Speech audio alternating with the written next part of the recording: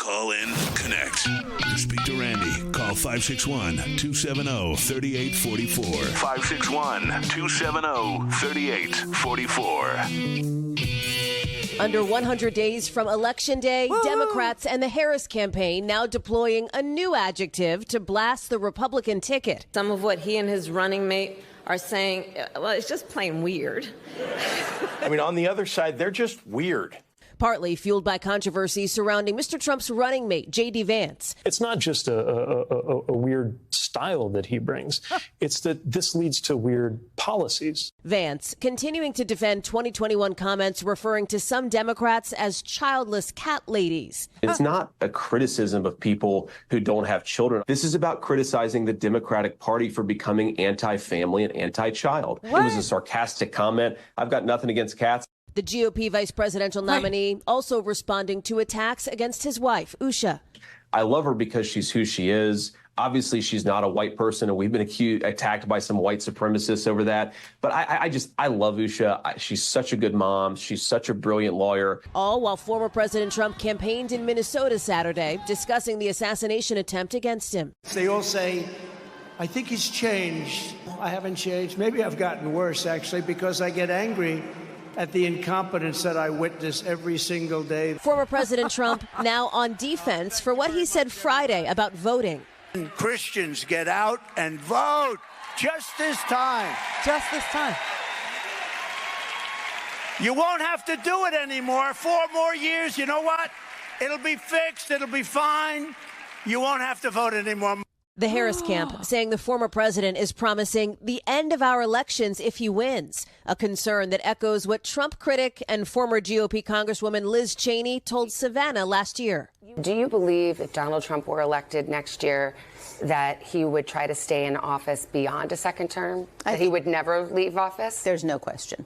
You think he would try to stay in power forever? Absolutely. I mean, he's already done it once. Oh, my God. So there's a history there, but that's all there is. It's just the past, right? If you want to delve into it, that's fine. But what the hell is J.D. Vance talking about? That the Democrats are the party of anti-family. The Democrats are the party of childcare. The Democrats are the party of health care for everybody. The Democrats are the party of breakfast and lunch free in schools. And when you advocate for free breakfast and lunch in schools, you're a monster. You're an absolute monster, according to them. I mean, this is so amazing. We believe in Head Start. The earlier the learning can start, the better off the kid is. We all know that a Head Start, putting kids in a learning environment when they're 3 to 5 years old increases the likelihood that they will go to college. That's anti-family. I mean, they're just so strange. And also, I just want to ask JD about his friend Peter Thiel. You know Peter Thiel? You know him? Peter Thiel, the guy that started up PayPal. Peter Thiel, the Silicon Valley bro who is, responsible for, picking J.D. Vance and elevating J.D. Vance and giving J.D. Vance all this money and cachet. How many children does he have? Oh, let me answer that for you. None. You know why? He's gay. Okay, there you have it. So what the F are they talking about? Really, truly, in the paper, not that this matters, but over the weekend in the paper, J.D. Vance went to college, law school actually, Yale, with a very close friend who was writing and texting. They were constantly talking to each other, emailing. They were friends all through law school. Turns out that his friend changed genders. His friend is now a man. When they were in college, I think his friend was a girl named Sophia, and now his friend is a man. I could have that backwards. I don't know. I'm not really that interested in J.D. Vance's friends. I'm just surprised that he has any. But his friend actually gave out all the emails and the text messages to show you how disgustingly hypocritical and what a liar J.D. Vance is about any of this anti-family crap. Now, I don't know why J.D. Vance decided that running with Donald Trump was pro-family. I mean, would it be okay if Kamala Harris has 2 stepchildren, just like George Washington? Yeah, George Washington didn't have any children. His wife had slaves and children from another marriage. So Yeah, it's really interesting. Kamala Harris has 2 stepchildren too, so she has more in common with Washington than J.D. Vance does. But that said, Donald Trump has 5 children by 3 different baby mamas. Now, if that was the case for, I don't know, Kamala Harris, you think that would be okay? You think she would be characterized as being pro-family at that point? What if it was Barack Obama and he had 5 kids by 3 different baby mamas? You think that would be pro-family, viewed by the Republicans as being pro-family? Or would that be characterized as something else? Just wondering aloud about all this ridiculous crap that they're peddling, hoping that you won't pay any attention to what you already know about Donald Trump.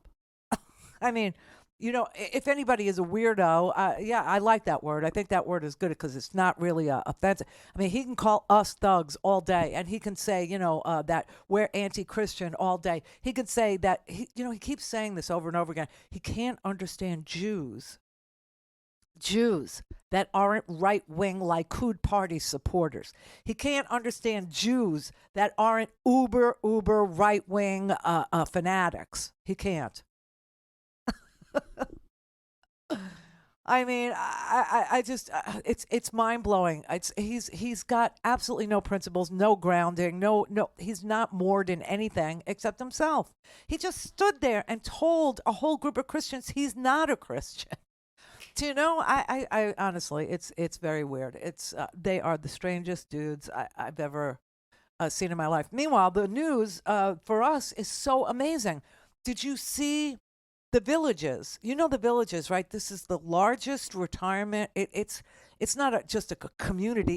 It's like an entire small city, you know, with like nothing but 55 and over residents, right? I mean, it's the largest retirement village in Florida, and it's been ruby red. You remember the whole thing with the golf carts and Donald Trump, and you know, all of a sudden, the Villages has gone blue. Look at this. Blue. Oh, look at Grandpa there. Oh, hi. Hi, honey. Look, little gay flag there. See that there? You won't have to vote next ever again. They heard it.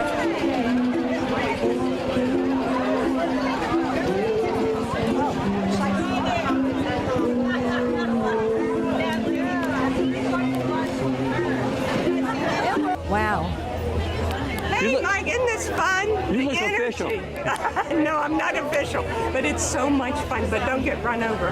This is so exciting. Yes, isn't it? It is so exciting. It's the Villages, everybody, and it's completely blue. There were 500 golf carts for Kamala Harris this weekend in the ruby red Villages. You know what that tells me?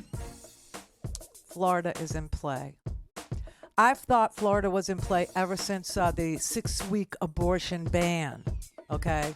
I really thought that was, because a lot of us have kids, and we're scared for them to, carry a pregnancy because there's no health care for them. Who's pro-family? I'm sorry, I'm confused. Don't have time to listen to the live show? Want to hear more on your schedule? Go to randyrhodes.com and buy a stinking podcast.